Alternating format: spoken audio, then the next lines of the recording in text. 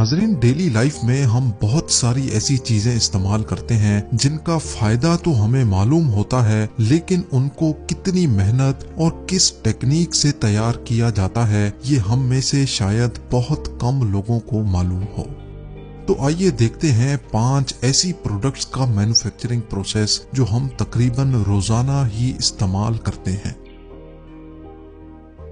Airbag का सबसे पहला ख्याल 1950 में एक इंडस्ट्रियल इंजीनियर को आया था, जब वो अपनी फैमिली के साथ ट्रैवल कर रहा था और एक एक्सीडेंट का शिकार हो गया।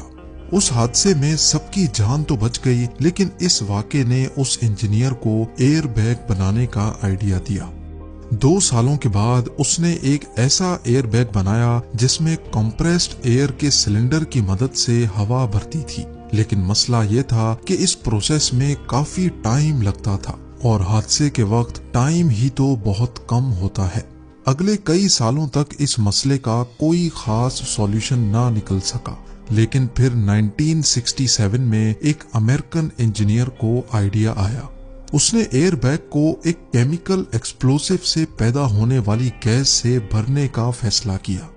एयरबैग के अंदर मौजूद केमिकल सोडियम एजाइड होता है, जिसको गाड़ी में लगा क्रैश सेंसर एक्सीडेंट के वक्त एक इलेक्ट्रिकल सिग्नल देता है। इलेक्ट्रिकल सिग्नल से इस केमिकल में एक धमाका होता है, जिससे नाइट्रोजन गैस रिलीज होती है और वो एयरबैग को फौरन फूला देती है।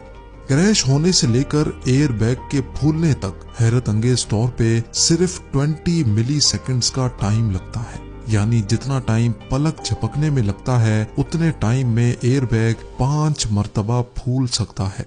एयरबैग का मटेरियल भी काफी खास होता है, जिसको 1 पीस में बनाया जाता है। दूसरे फैब्रिक्स के मुकाबले में ये मटेरियल काफी मोटा रखा जाता है। एक वक्त में 1000 नायलॉन के धागों से ये मटेरियल बनाया जाता है। अगर इस प्रोसेस में एक भी धागा टूट गया तो सेंसर फौरन मशीन को बंद कर देता है। बेशक ये मशीन बहुत फास्ट चलती है, लेकिन फिर भी ये 1 घंटे में सिर्फ 8 मीटर फैब्रिक बनाती है।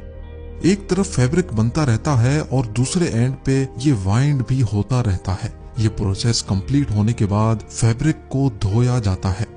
धुलने के बाद फैब्रिक गीला होता है, लिहाजा इसको अब गर्म रोलर्स के ऊपर से गुजारकर सुखाया भी जाता है और प्रेस भी किया जाता है। क्योंकि एयरबैग के अंदर गैसेस का प्रेशर बनता है, इसी वजह से इसको एयर टाइट करने के लिए इस पर सिलिकॉन की कोटिंग की जाती है। कंप्यूटराइज्ड रोलर्स फैब्रिक पे अच्छी तरह सिलिकॉन को फैला देते हैं, जिसके बाद फैब्रिक को बड़े बड़े ओवन्स में से गुजारा जाता है ताकि सिलिकॉन अच्छी तरह ड्राई हो जाए। और अब बारी आती है मुख्तलिफ शेप और मुख्तलिफ साइज के एयरबैग्स की कटिंग की। कंप्यूटर ऑपरेटेड मशीन हर एयरबैग को एक ही साइज के हिसाब से काटती है। फाइनल इंस्पेक्शन के बाद एयरबैग की सिलाई की जाती है और फिर आखिर में इसकी टेस्टिंग। अब बात करते हैं एल्युमिनियम फॉयल की। एल्युमिनियम फॉयल इतना पतला होता है कि थोड़ा सा भी प्रेशर इसको फाड़ सकता है, लेकिन क्या आपने कभी सोचा है कि एल्युमिनियम के भारी भरकम ब्लॉक्स को इतनी पतली शीट में कैसे कन्वर्ट किया जाता है? सबसे पहले प्योर एल्युमिनियम के छोटे छोटे पीसेस, जिनको इंगेट्स भी कहा जाता है, इनको फर्नेस में मेल्ट किया जाता है। 27,000 kg एल्युमिनियम को मेल्ट होने में 8 घंटे लगते हैं, जिसके बाद लिक्विड एल्युमिनियम को फिल्टर करके साफ किया जाता है। इस मेल्टेड एल्युमिनियम को डाई में डालकर ठंडा किया जाता है और इस तरह की शक्ल दी जाती है।